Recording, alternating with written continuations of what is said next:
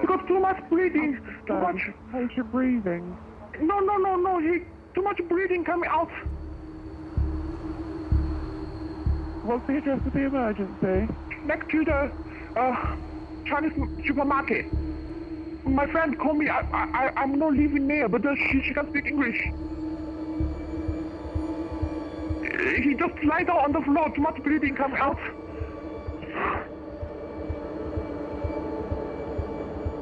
Some guys take a knife and kill him. Oh my God.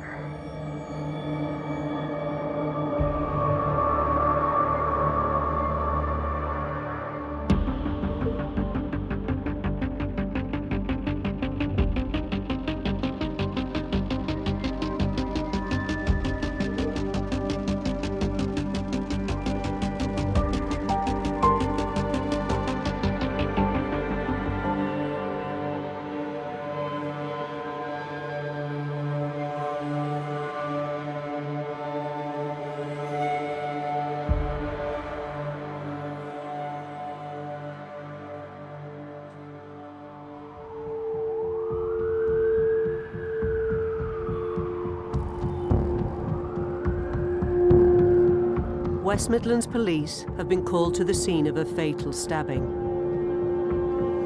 Inside you've got a Chinese adult male, I would estimate in his 30s from what I've seen, who's got multiple stab wounds. Detective Inspector Jin Minyang is the senior investigating officer at the crime scene. We have a young lady, also Chinese. She's heard a bang and a black male has entered the address wearing a balaclava. She's hidden herself away in the bedroom, and when she's emerged, the victim had been stabbed. All of this has come through speaking to a Mandarin interpreter on the phone. With no suspect, and the key witness only able to give a partial account, detectives looked to crime scene coordinator Joe Ward in the hope that forensics might provide an early lead. Perhaps if we get suited and go and have a look. Yep.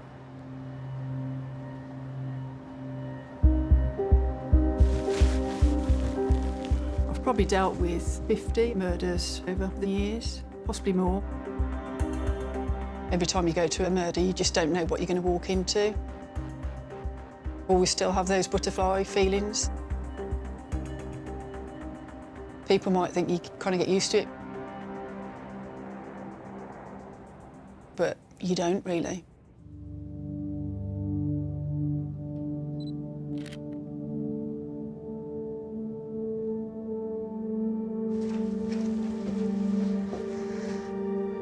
It's an absolute bloodbath, absolute bloodbath.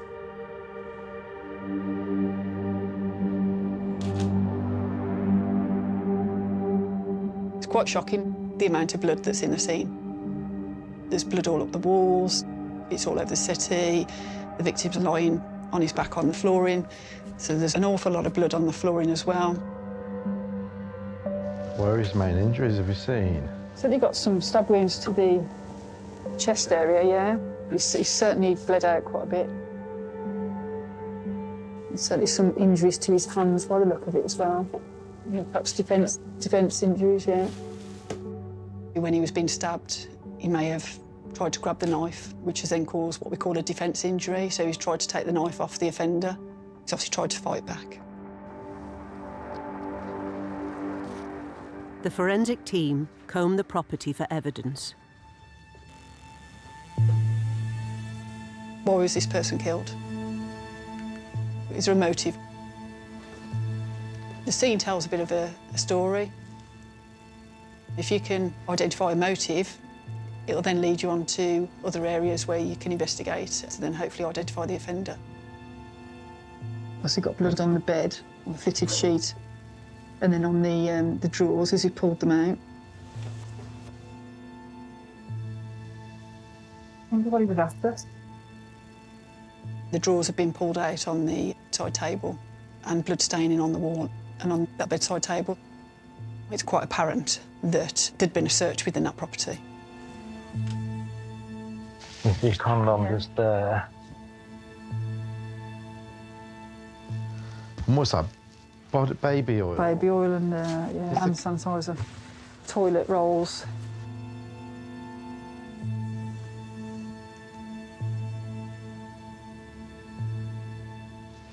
I'm just wondering if this is a brothel.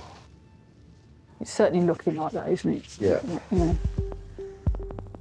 Like many big cities, there is a network of sex work within Birmingham, but it is often underground. As police, we often do come across places that are being used as a brothel. And then where you've got brothels, you might also have links to criminal gangs involved in trafficking and exploitation of individuals.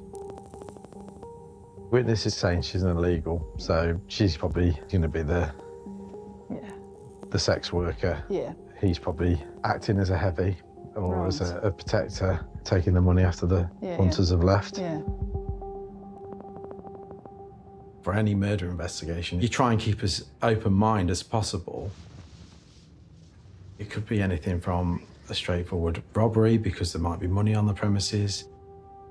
It could be a person that's using the sexual services, then something's got out of hand that's then led to some sort of violence.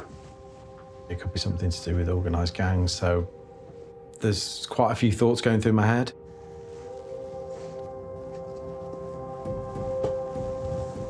The team examine the body before it is taken away for post-mortem.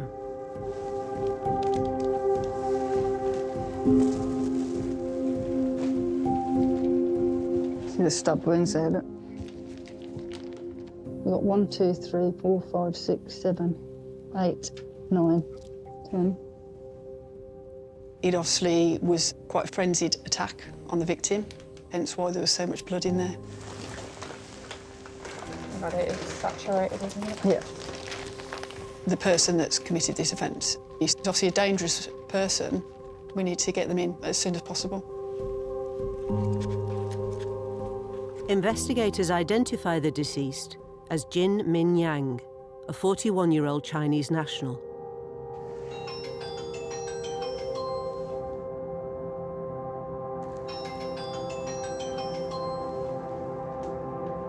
Whenever you hear a phone ring at a crime scene, first thing you think of is, who is the person ringing?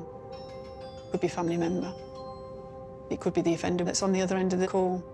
We just don't know. People might think it's strange that we don't just answer the phone, but as yet, we actually don't know what's gone on in this crime scene. So what you don't want to be doing is answering the call and creating any issues when obviously we're going to be extracting information from that phone. We need to just have a visual without disturbing too much, just to see if there is another phone in here. Yeah. Investigators discover the victim has 2 phones. Both are recovered and will be sent to digital forensic specialists for examination.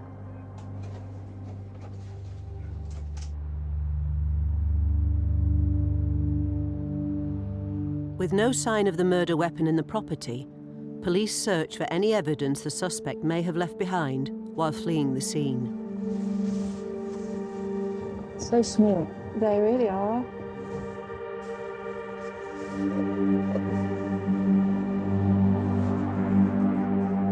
They discover a trail of blood leading away from the crime scene. Because he's been stabbed numerous times, has the offender, as he's been stabbing him, cut his own hand? Maybe. Or is it just dripping off the knife? Identifying the blood trail, it's going down the stairs, leading to the pavement. This is a real significant find. You expect he's been stabbed a lot, but Yeah. you've still got the weapon on you. Yeah, Drip it's off dripping, from yeah.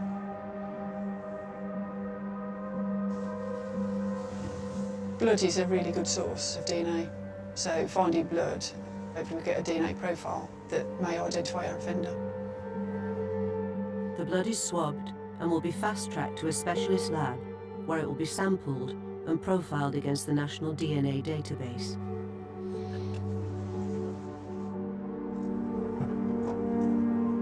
In forensics, the first 24 hours is critical, so we've obviously got to treat a blood trail as a priority because we don't know whether it's going to rain and possibly wash it away. When you've got an unknown offender, the sooner you get that person in custody, the better chance you have of He was still having blood on the clothing, he hasn't had time to kind of wash it, he hasn't had time to dispose of it.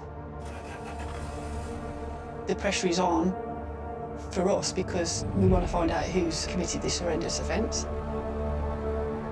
The scene is cordoned off. A more detailed forensic investigation will be carried out in daylight.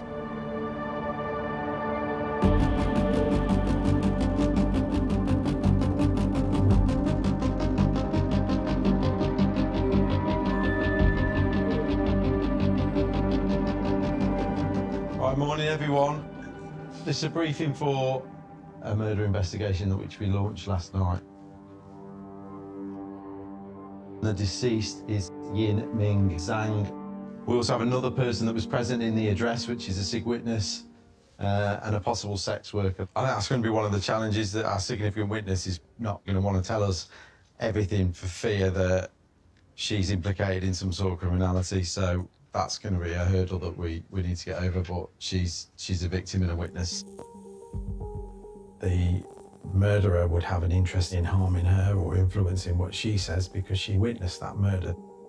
We know she's been trafficked into the UK by a criminal gang, so the trafficking gang don't want her to implicate them in wider criminality, so it could be that she's intimidated and she won't want to tell you everything that's happened. We need to trace the family of the deceased. All we know so far, I think, is that potentially he's got a wife in China, but we've got no details of any immediate family. Working hypothesis is that the suspect has targeted the premises for the purpose of robbery. He's been challenged by the deceased acting as security and fatally stabbed. We need to find the weapon so we could identify the offender.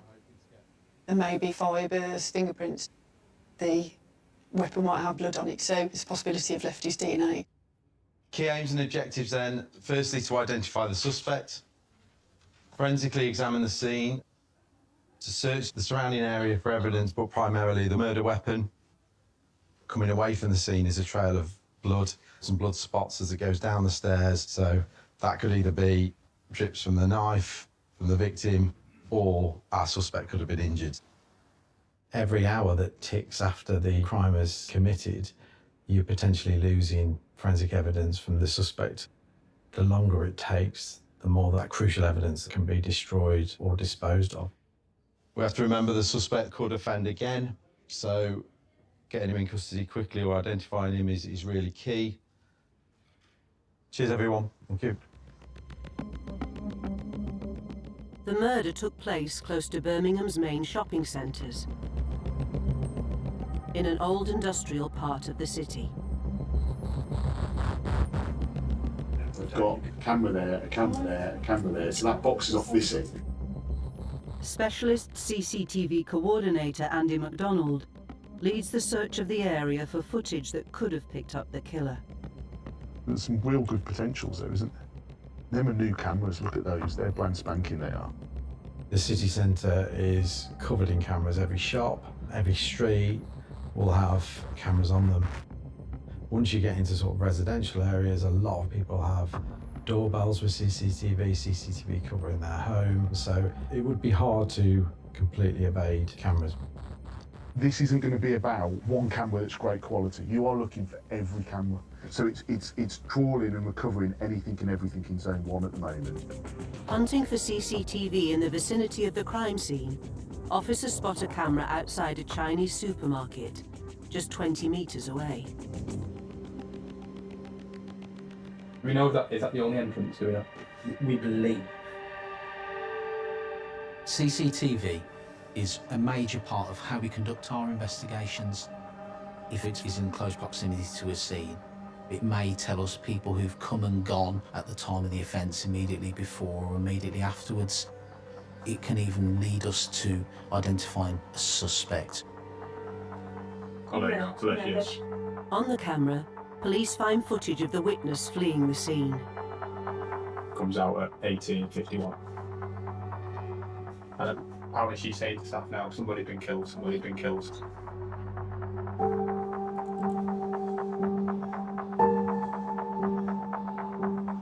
There. As they review the footage, they spot someone entering the premises at the time of the murder.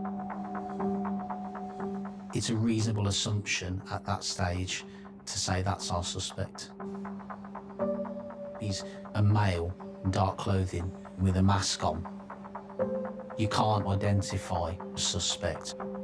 So we're looking at the clothes he's wearing, if he's carrying anything, the direction of travel he's taking. So he's still in there at the moment? Oh, come on, not this way anyway. Yeah.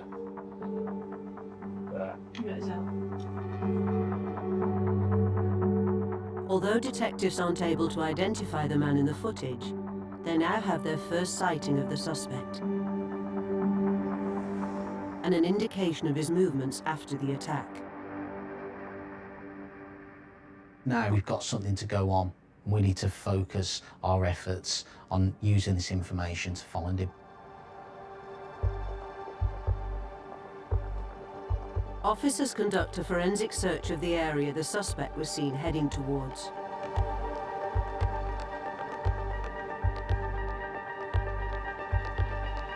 We're looking for any forensic marks, a murder weapon, any items that have been hidden or discarded.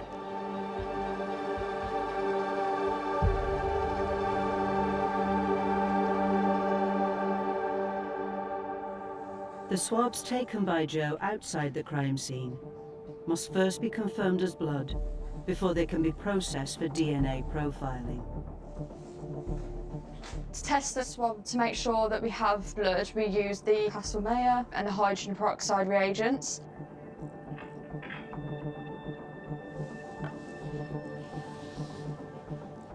And we've got a bright pink reaction which shows the presence of blood. So I'm just going to sample the tip, and then that will go to the DNA unit for profiling. We've got blood in the scene, which is a rich source of DNA. What we don't know is whose blood that is. Next, DNA is extracted from the samples.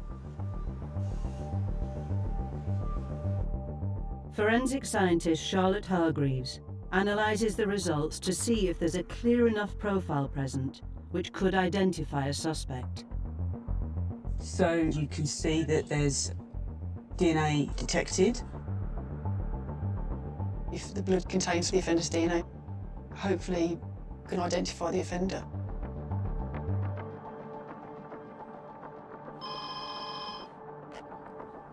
Joe Ward, crime scene coordinator. Yeah. The results from the DNA comparisons are back. The victim's profile is the only one present. I was hoping it would kind of come back to the offender, but it was kind of one of those that I think we just had to try.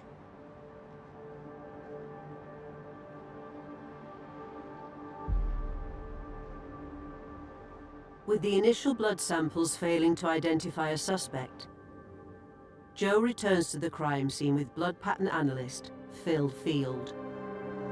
This distribution down here stands out as well. In this particular case, one of the priorities to consider is the possibility that the blood might be from someone other than the deceased. The morphology of these stains at the end indicates direction of travel right to left as well. Phil uses his expertise to interpret the crime scene and look for any opportunities to find the killer's blood there. If the victim fought back, he may have injured the offender.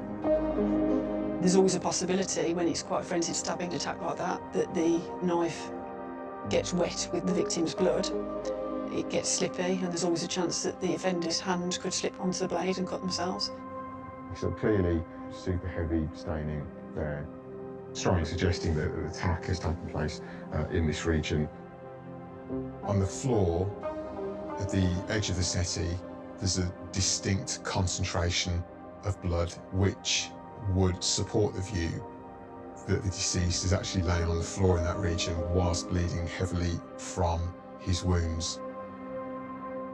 With the victim's blood covering the floor, any blood spatter left there by the killer will now be difficult to identify. These very large spatters on the seat cushion of this settee are really, really interesting. They're so big, so full of volume, that they could potentially be an arterial vein. Yeah. Typically, we might see arterial blood from neck injuries, arm, chest injuries. The blood's under pressure within the blood vessels from the beating of the heart. Because it's quite heavy blood staining, the blood spots themselves are quite large. It's more likely to have originated from the deceased. The forensics team turn their focus to blood on the wall, near where the attack took place. I think this is likely to be a cast-off pattern, so blood cast from a moving object that's wet with blood. And because it's really fine, it's just one track. There's a potential for that to be something like a knife. And if the offender has been cut as well, you know, we could have cast-off blood from an offender. This distribution suggests that the source of the blood was swung from right to left, approximately 1 metre from the floor. The nature of the blood patterning indicates that the blood is actually from the deceased. This particular distribution here is quite interesting. I think there's quite a lot of opportunity here for blood from assailant and victim's blood. I can be reasonably confident that certain areas of blood staining are from the deceased. But if I'm working with a hypothesis that an assailant may have been cut and injured at the scene, some of the more subtle spatter patterning could have been left by another person, and therefore I want to target those specifically for some DNA profiling work. Further samples will be taken from these locations and sent for analysis, in the hope of finding DNA that could identify the killer. So, clear indications to support movement through the property afterwards. Obviously, signs of disturbance in the room, bearing those in mind, having a look down this side of the bed. The team trace what they think could be the killer's movements through the property after the stabbing. There's some transfer staining on the bedside cabinet here. Like potentially finger swipes as well. Finding fingerprints at a crime scene will 9 times out of 10 identify your offender. If the fingerprint is in the victim's blood, that obviously puts that person at that crime scene at that time of the murder. Could actually solve the case. There's some blood around there behind that handle. Every contact leaves a trace. You touch an item and you haven't got gloves on, the expectation is that you either leave your DNA or fingerprints, whether it's latent or whether it's ridge detailing blood. There's more on this area, Joe. There's quite a lot of marks there. Yeah. And that would kind of fit in with him jumping up on the counter. Would, yeah. A latent fingerprint is a print that's not visible to the naked eye and enhanced by using either chemicals or fingerprint powder.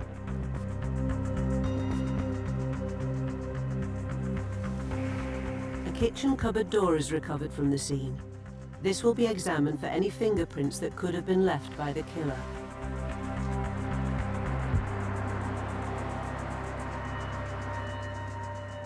We're going to apply fluorescent dye.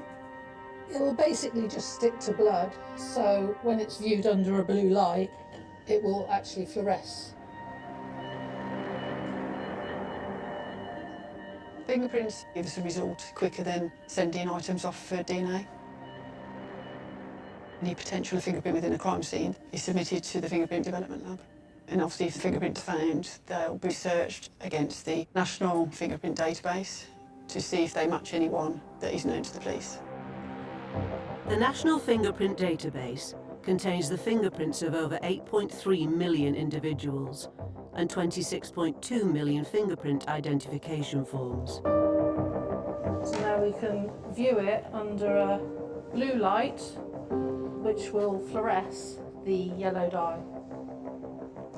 Fingerprints are unique to each individual. Fingers and palms have ridge skin known as ridge detail. These form intricate patterns and characteristics which make a print identifiable. With the amount of blood at the crime scene, there may be more of a chance that you will have some ridge detail in blood left by the offender.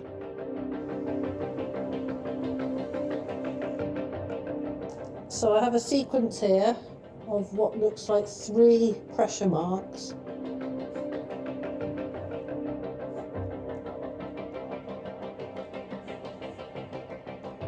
But there is no ridge detail in there at all.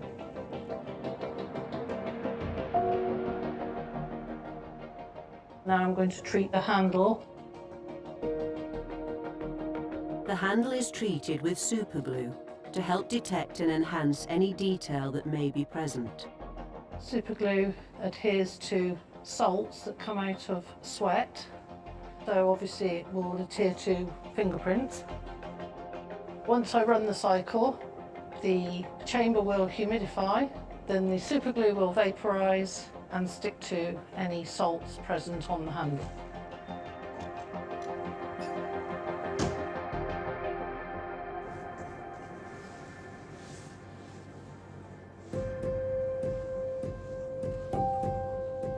Once the glue is fully vaporized, infrared light is used to find out whether there are any hidden prints on the handle. What I'm seeing is the blood mark here, and we have got a little bit of ridge detail just around this area here. If Michelle finds enough characteristics in the ridge patterns, then the fingerprint could potentially identify a suspect. There is a small area of ridge detail.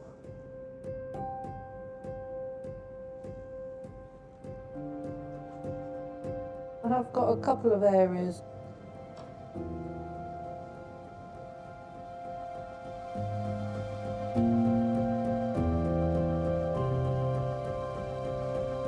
Unfortunately, there are no characteristics.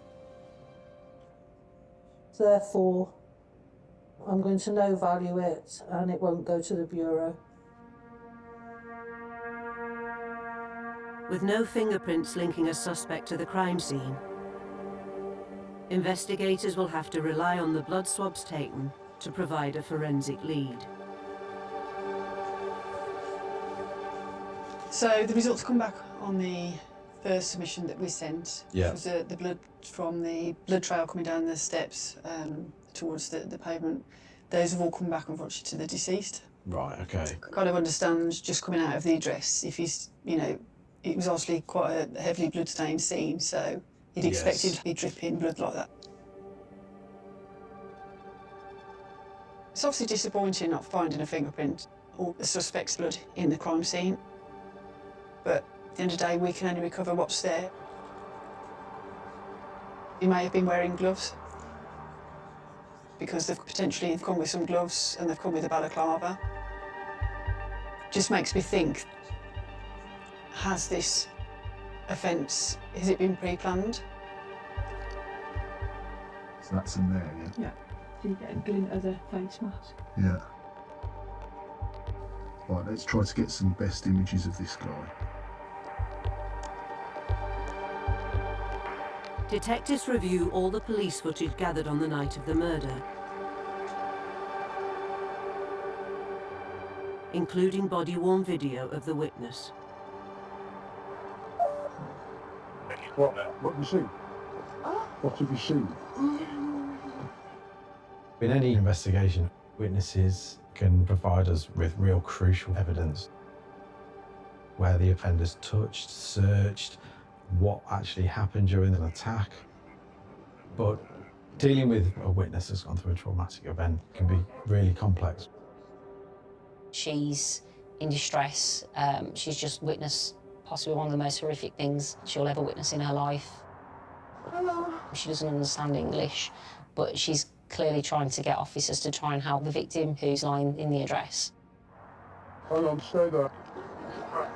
I cannot imagine having witnessed a person being attacked so brutally, and I can't imagine what she's going through. We believe she's been a victim of human trafficking, and part of that human trafficking is that she has been forced into this sex work. Someone that's been trafficked, they've come here being sold a better life, but what their traffickers will tell them is that you can't trust the police, that the police are corrupt, that if you say anything to the police, you could get sent back to the country that you came from. So we have to contend with the fact that she might not want to tell us anything. With police unable to count on the sole witness testifying in court, they turn their attention to CCTV captured in the vicinity of the murder. So this is our suspect. This is the camera slightly further down. But we can see these same features, the same bag. Anything distinctive or unique about a suspect is important. We can see this white sort of rim around the sole of the trainers of this individual. Their height, their weight, their build, their clothing. Are they carrying anything? Is there anything distinct about them? He's got quite a distinctive walk, hasn't he? He has, yeah. He's got quite a distinct gait. And then he comes back this way after the offence. We'll collate all that information from CCTV together into a profile, and that could lead us to knowing who he is. I wonder if that's the knife. Is it something in his hand?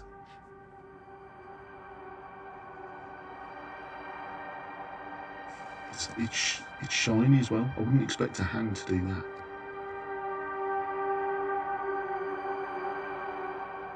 If we haven't immediately got the identity of the person, then we need to throw the net as wide as possible. Okay. See if we can get a better camera that's going to catch him close up so we can see the intricate detail of him, and then we'll use that as our base as to what he looks like to track him. Get a minimum of 1,700 hours to 2,000 hours, and all cameras inside properties outside. We create CCTV zones around the scene, and those will be trawled in their entirety to gather every conceivable piece of CCTV we can find. After 2 hours, the 6 officers searching for CCTV make an unexpected breakthrough. There you go. There's the spot. You see there? Oh, there's some here as well. They discover what looks like more blood spots. Just there, look, spots of blood. One there, and again one there. They're all less than sort of half a metre, 60 centimetres apart, all the way up the street. It's just splattered all the way along up to Cheapside. Joe? Yes? Do you want to come and look at this? Just had one of the CCTV lads down there.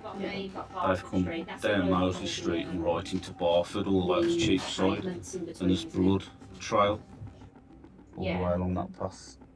He's got to be He's got to be bleeding. injured, He's hasn't got to he? be It's not going to bleeding. be dripping off and off, is it, that far? So we're going to have to extend this scene out and block this off so we can get the forensic people out. Nobody's going on the footpath, okay? I'm confident now we've potentially got a chance to have DNA of a suspect and their image on CCTV. In most cases at that point, you're going to start to identify someone. That's showing that he's come all the way down this path, isn't it? But where he's gone left or right from here will be down to footage. With the blood trail cordoned off, forensic scene investigator Claire Stewart is sent to examine and swab the droplets for DNA. Joe Ward, crime scene coordinator. Hi Joe, it's Claire. Hello, you're right. If you come down from the flat, there's a signpost called Moseley Street. Yeah. That's where my first drop of blood is. Yeah. And it goes all the way around the corner, down to where there's like a skip, and that's the last bit of blood there. Okay. Are they quite kind of small drops of blood, or? They're certainly drops of blood, so they're not like a swipe like they're on clothing or shoes. It certainly looks like somebody's bleeding, I would say. Identifying the blood trail is a bit of a breakthrough, really, because it suggests to me that possibly the offender has actually cut himself. So we are one step closer to hopefully identifying the offender. You wear your full PPE because it is so easy to transfer DNA. This is why we clean all our equipment, wear your double gloves. We don't want to put any of our DNA into a scene.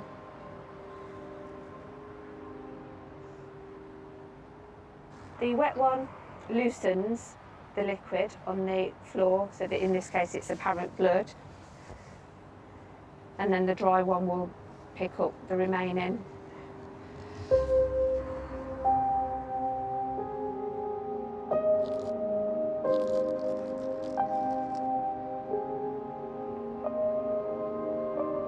So that we've got him walking down Cheapside. It looks like he's potentially holding his hand. With the blood trail revealing the suspect's direction of travel, detectives review all CCTV captured from along that route. We've got him here.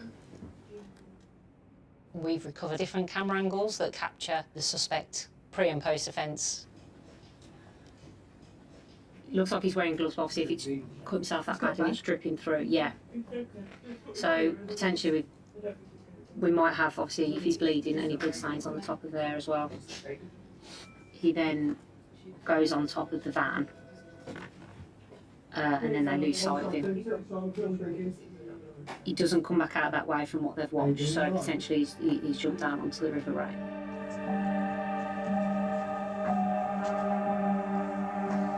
Need to go down there, don't we? Yeah. The River Ray runs through Birmingham city centre. That route is likely to result in him not being seen by other witnesses post-offence, where potentially his clothing's blood-stained and he's injured. Is he trying to evade detection and cover his tracks?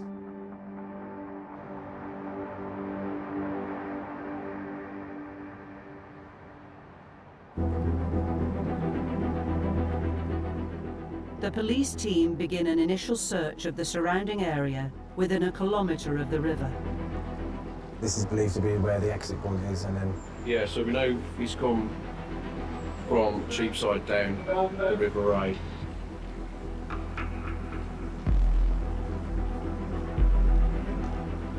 Water can destroy DNA. So if he's gone to the canal to dispose of anything, it gives us less chance of recovering it. But there's always a chance that DNA can survive. If you have a knife where there is some blood in the hilt of the knife that may be protected, that may still be there even though it's been in water. The forensic team find more blood drops from the suspect's escape route.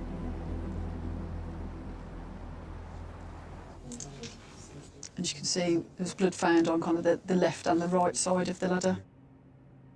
Where he was seen on CCTV to climb over a gate and then over the fence and then climb down these ladders, which then lead onto the River Ray. The blood drips, and that leads us to the river, are becoming less and less, which means that either the blood's drying up or the bleed is starting to slow. It draws a line for any tracking of that person after the offence.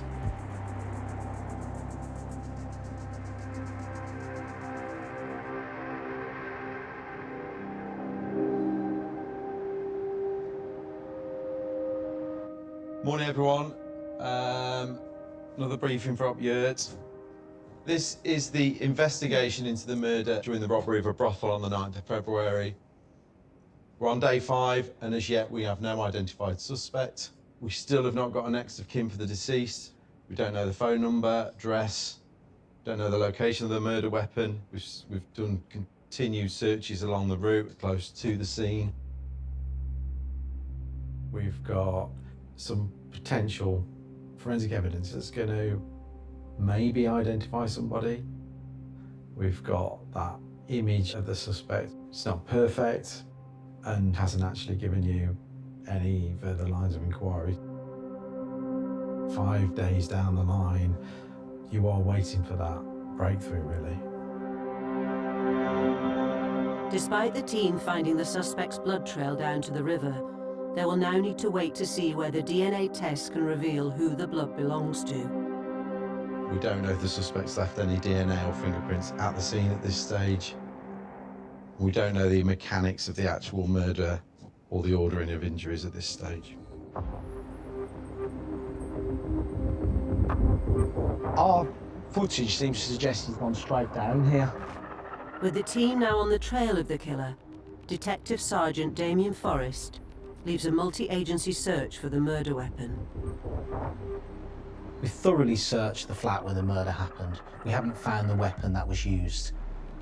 After he's left the scene, the suspect may have discarded it, potentially into the river.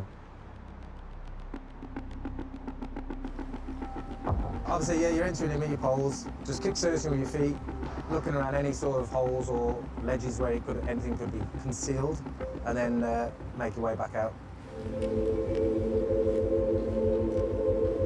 The River Ray runs through the city centre and out through Digbeth, and it has lots of storm drains and tunnels that are built into it. If they can be accessed, then it's really important that we search them.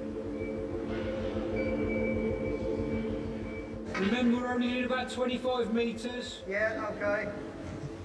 We've got specialist teams that are trained to search those areas, methodically recover everything within them, and we've got really advanced techniques of science that's able to extract lots of evidence from those items, even if they've been in water for long periods of time.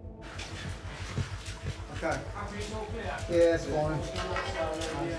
Good boy. Good boy.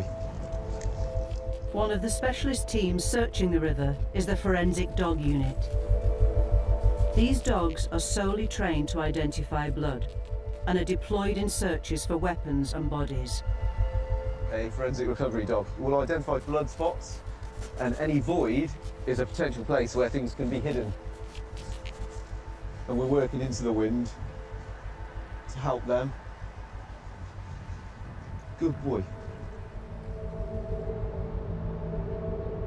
As well as the river, officers search the local drainage networks.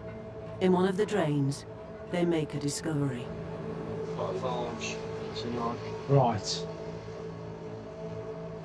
The only description we've got is from our significant witness who was inside the address, who's described it as, she said it was like a few centimetres short of being a rough book size, so that size blade is consistent with that. There's a drain. In that drain, there's a kitchen knife. All right, nice one. Yeah. Found a kitchen knife in a drain. It doesn't look rusty. The knife can be examined to see if the blade matches the characteristics of the wound.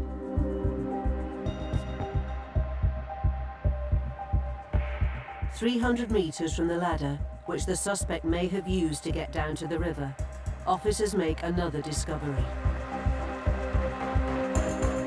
A pile of burnt clothes that could belong to the killer. Clothing can be quite a good source of DNA. Obviously, if you wear an item of clothing, then you sweat, you shed skin cells. But DNA can actually be destroyed by fire.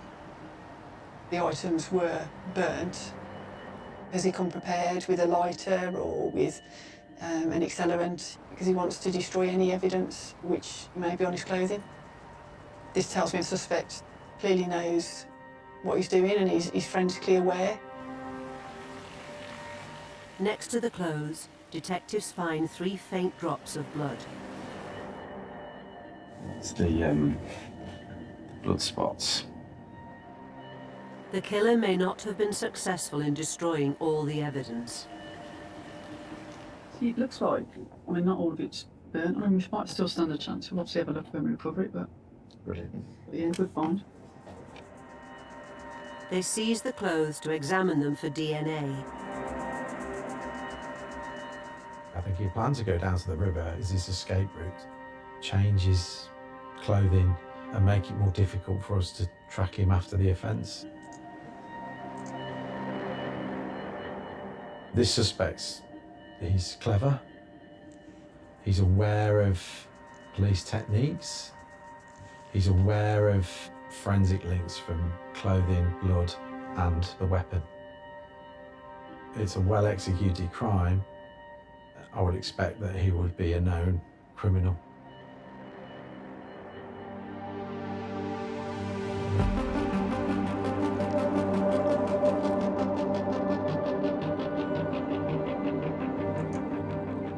FSI have marked out where all the stab wounds are, where the knife has gone through.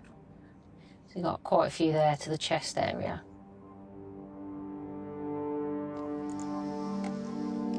The team reviews photographs of the victim's blood-soaked T-shirt, along with the pathologist's post-mortem report. The model enables us to envisage how many times he was stabbed and the amount of blood loss. It was nothing but a frenzied attack. It makes me question the actual mindset of the suspect.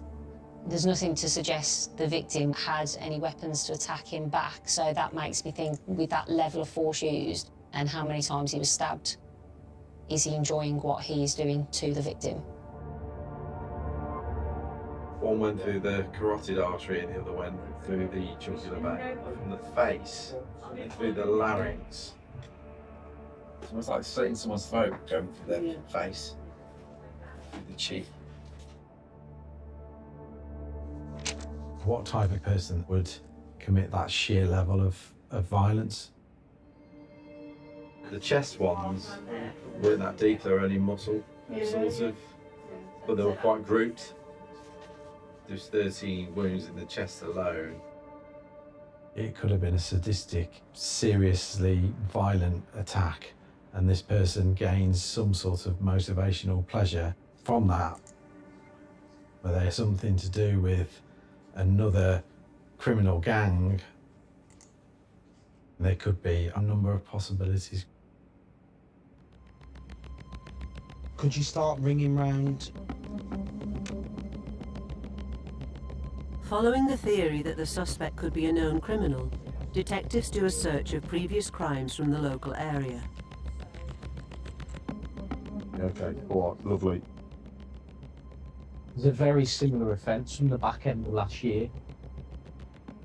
Was it one person or more than one?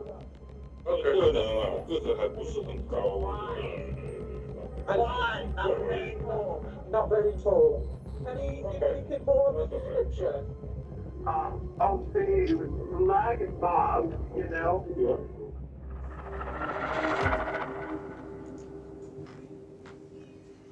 Male turned up, knocked the door, was let in by the male, and then he was attacked. Described as black male, 5'5" tall, thin build, dressed in black. Very similar to that man. Yeah, but as I'm going through the crime, the injuries, it was multiple stab wounds. He said he got a gun as well. The victim thought he was going to die, but he had all his hands, he ended up with fingers amputated. Oh, okay. But he lived, and he gave an account and said it was a brothel, and we took a call, and when I let him in, he attacked me, and my job was to take the men upstairs to the girls in a room. It makes me think that someone is targeting the brothels as a way of making money, so it supports the notion of it being a robbery, but it also is worrying the level of violence that's been used. Looking at the vicious attack that we carried out on this previous victim is quite concerning. I mean, the question for me is, has he just never been caught and arrested? But what's sort of interesting is, if he has gone south on the river, this is our offence location. So something is local to them. Yeah. The same area, isn't it? Yeah. Especially if our suspects living somewhere in the middle. Yeah. So we know that his last sighting is that he gets off the canal here at Five Ways. He's gone past our offence location of Moseley Street. Having reviewed over 5,000 hours of CCTV footage, the detectives are able to narrow down the geographical area of interest. He's then gone in and committed the offence in this location here. He's then come back out. They rule out the knife found in the drain as a possible murder weapon. Its location does not correlate with the killer's escape route. we see on the CCTV doesn't walk past that drain where that was recovered from. So we've looked at the river, we've looked at the canal.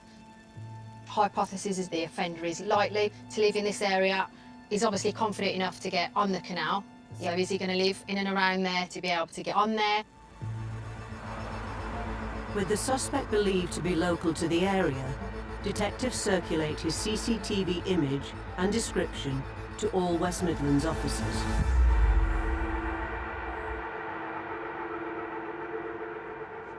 Good morning everyone, up here to briefing. So officers were on patrol around Warwick Street, which is not too far from our offence location, and have seen male and thought he matches the description from the CCTV. So a decision was made to arrest him. Have you been arrested before? What's your name? The suspect was picked up near the murder scene and gave a false name to officers when they stopped him. And what's he here for? Yeah, he's been arrested on suspicion of murder due to him matching the description of the offender. What's interesting is they've observed him walking, and in their opinion, he walks very similar to our man from the CCTV. And what's he here for? If you could just take a seat inside this photo booth. Love it. If you could just open your mouth for me. The man in custody has his DNA taken to confirm his identity. The swabs will take 72 hours to process and come back with his DNA profile. DNA probabilities are around approximately 1 in a billion, so DNA will tell us whether this is the person we are after or not.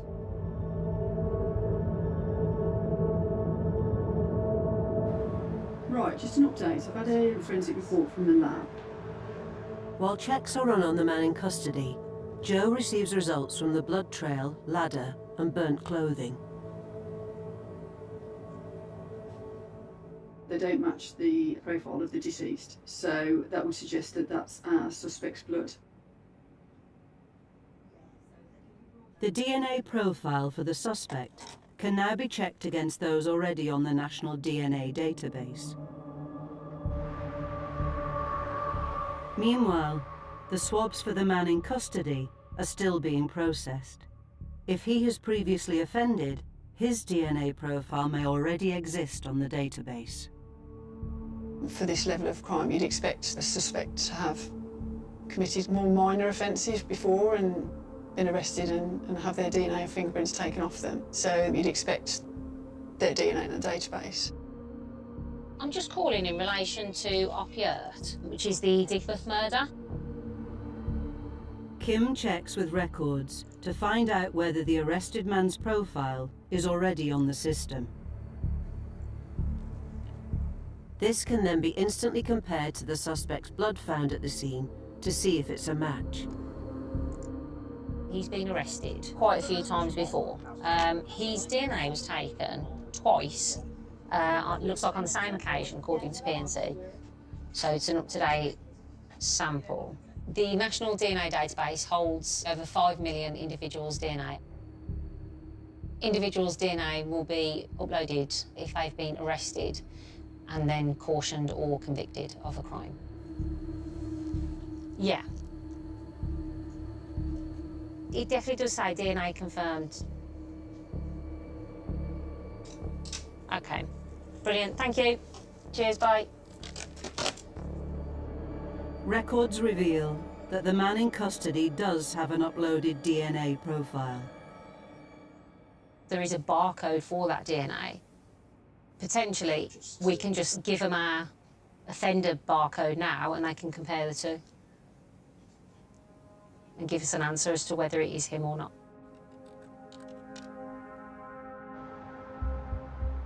Joe Ward, Crime Scene Coordinator.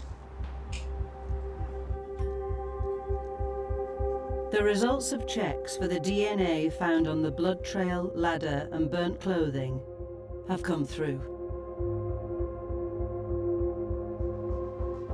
So there's been no matches. Which is a shame, but I think we've reached a bit of a dead end with that. The DNA profile for the suspect does not match anyone on the database. including the man in custody. Come on, my friend. Okay, listen to the sergeant. As the man in custody is no longer considered a suspect, he is released.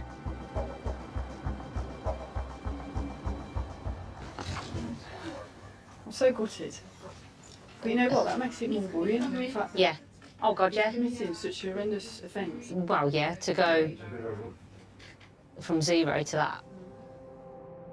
In my career, I've not had a case, certainly a murder case, where we've got the suspect's DNA at a crime scene and it's not on the database. For someone to carry out this vicious and ferocious attack, to then not be on file is quite concerning. We've had a DNA come back to say it's an unknown third male. He's been searched on the database and he's no trace. No trace. No trace.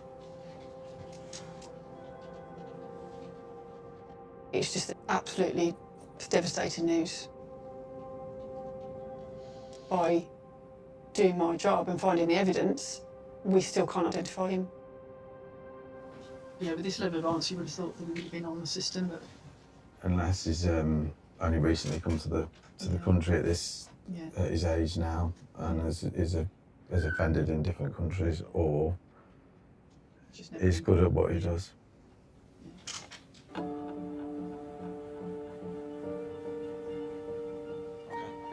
What we've got is a seriously dangerous individual. He's hurt one person, he's killed another. We do not know what he's capable of. At this stage now, all our short-term strategies haven't yielded anything, but we've got his DNA, we've got his image, and this person might be sitting there now thinking that they've got away with murder, but ultimately they won't, because we will not stop until we find them. 10 years ago, this would have been the end of the road, but with forensics always evolving, it's just another hurdle that we need to overcome.